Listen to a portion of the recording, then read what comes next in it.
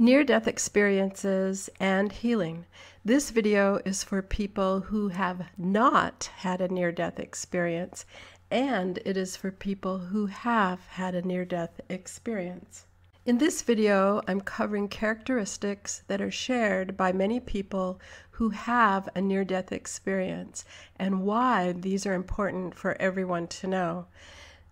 I'm also covering 3 areas of the near-death experience that are extremely valuable and the kinds of support that aid the person after their near-death experience. I'm also covering changing the paradigm around near-death experiences and death. And at the end of this video, I will give you some excellent resources for you and for your further research and support. I'm Dr. Susan Sophia James. I'm a doctor of behavioral health, and I'm an advanced intuitive and mystic. The first of the 3 areas where support is needed is around comfort.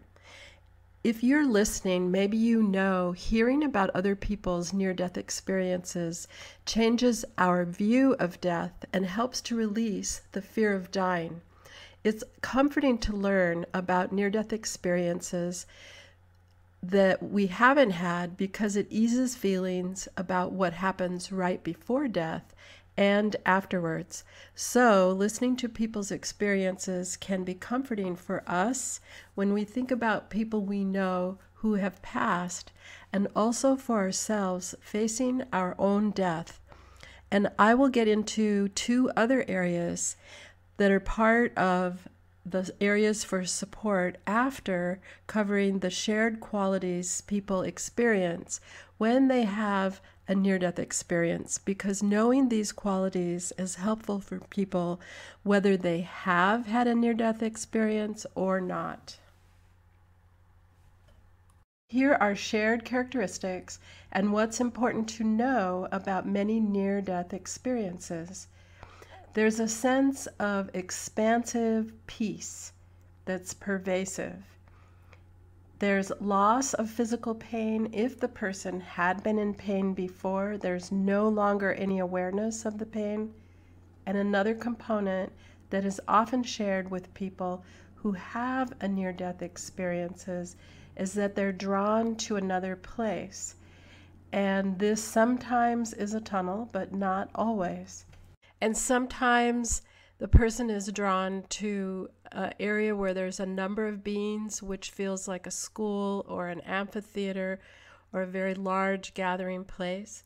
And sometimes there is a guide who is known to the person or may not be known. There's also a sense of floating above their physical body, so the self-awareness of their own consciousness is now outside of or no longer residing within the physical body. So that's a huge shift in awareness. There's also a sense of immense love and compassion arising upwards, and sometimes meeting relatives and loved ones who have already passed, but not always. And some people have a life review. And almost all the time, there's a feeling of reluctance to return to their physical body. And when a person returns, sometimes there's a huge change in life direction, and there's a strong sense of purpose and mission. Now, some people have none of the experiences above, but they have a profound sense of connection to their own intuition and feel very changed, and they feel a connection to their sense of purpose and love and compassion. The second area for support is beyond our cultural paradigm, and this is for people who have had near-death experiences and for people who have not had near-death experiences. We are moving beyond the current cultural paradigm, and in order to do so, there is a need for places that support the sharing, for bringing these awarenesses into consciousness for the person who has had the NDE and also for others to learn about. These experiences contribute to this time of transition.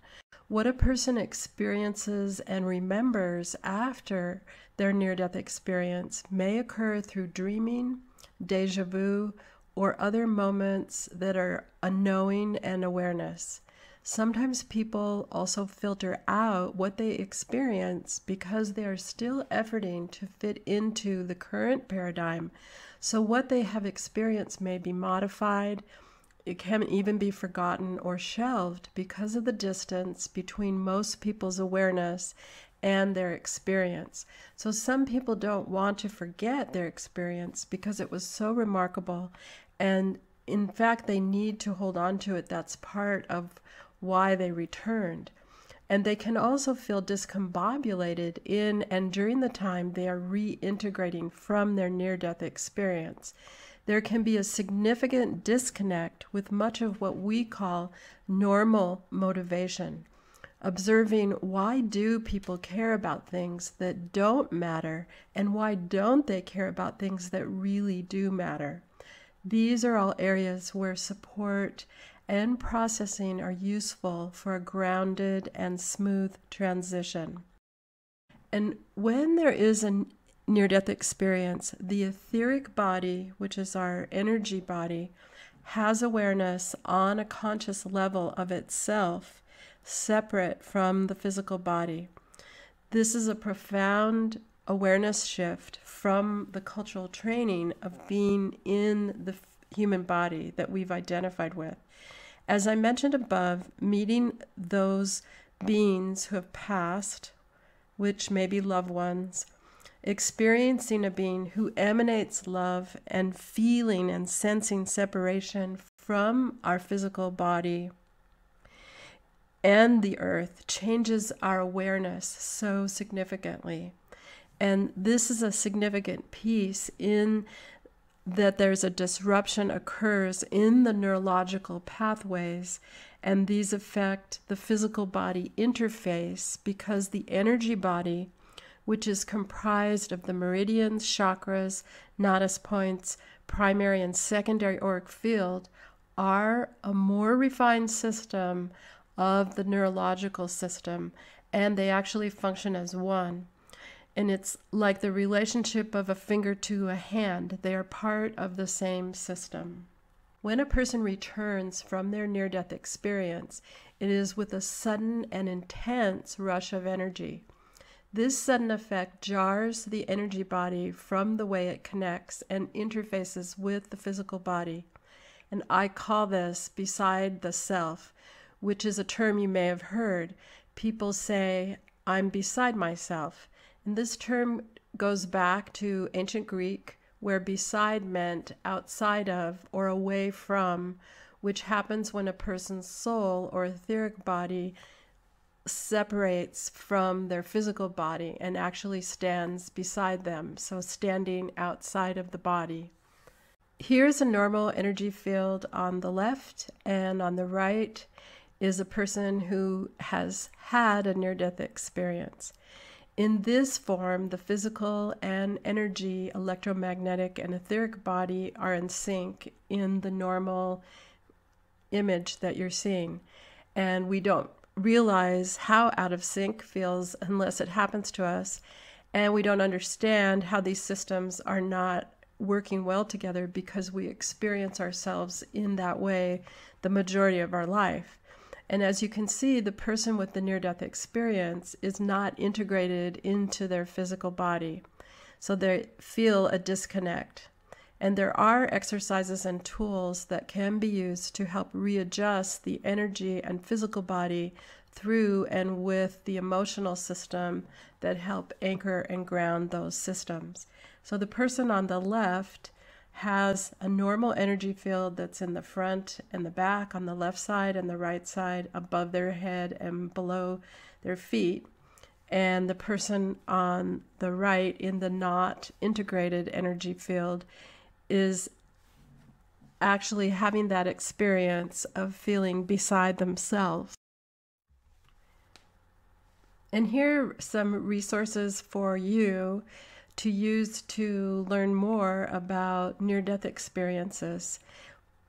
One is the International Near-Death Experience Studies, which is called IANDS, and they are at www.iands.org. And they also have over 100 videos on YouTube with NDE stories from different people. So you can hear a variety of stories of people's experiences. And then they also have a Facebook page, and they do have national conferences. And the way I learned about the IANDS is by discovering a group that is local in my area that meets once a month with a speaker. And then they have support group, which is called peer-to-peer groups during the other weeks when there isn't a speaker. Now, where I live, the speakers are only October through May because a lot of organizations stop presenting in the summer, but where you are, there may be a completely different schedule.